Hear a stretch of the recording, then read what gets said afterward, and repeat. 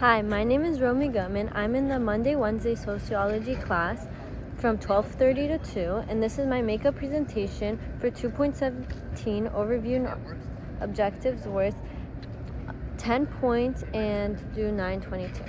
So this module was about sociological research. We learned how sociologists use Semitic methods, surveys, experiments, secondary data to build valid and reliable knowledge. We also covered micro, meso, and macro levels of analysis, the importance of theory, inductive and deductive reasoning, and why ethics and value have neutrality and central. So, for the 5 concepts are the scientific method, a structured process to ask questions, test evidence, and ensure reliability and valid. Number 2, research methods. The 4 main approaches: surveys, fieldwork, experiments, and secondary data. Third,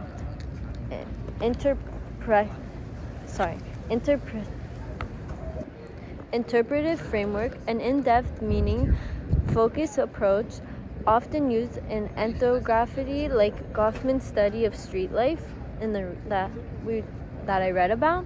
And then for the fourth one, unit of analysis, whether we analyze individuals, families, or group matters, it changes finding and interpretations. The 5th concept is ethics and value neutrality, guided by the ASA code. Sociologists must minimize harm, stay transparent, and limit personal bias. My media example was from STAT News. It was published on January 31st, 2025, and the article was CDC removes data on sexual orientation and gender identity from its website. So this connects to our concept in some ways. So first, there was method and surveys. The Youth Risk Behavior Survey lost key measures, hurting valid answers. Also for reliability, this was without consistent questions. We can't compare across years. So just like in all, just the questions, the surveys were not very accurate, which obviously could cause a harm on the answers and if people should trust this. And then unit of analysis, reporting rates without clarifying student, school, or district level risk disorientation.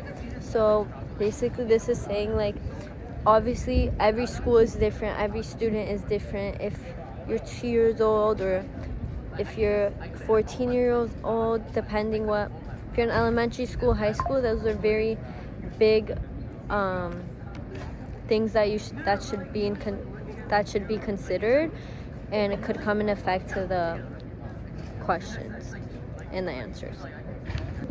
And then selection bias, with less access, independent checks and replication can get hard. And then ethics, restricting data conflicts with ASA standards for transparency and harm reduction. And then across levels, macro is federal data policy, meso schools and states, and micro would be like the LGBTQ plus youth, which would have a conflict. My reflection is that this case shows that research is more than numbers. Data decisions at the top can erase vulnerable groups at the bottom. Reliable units, valid measures, and openness are necessary for trustworthy findings. And following ethics is about more than rules. It's about protecting real people. Behind the answers, there's real people answering them and giving their opinions. So overall, the example illustrates how macro level policies directly shape micro level lives through what we choose to measure and what we ignore.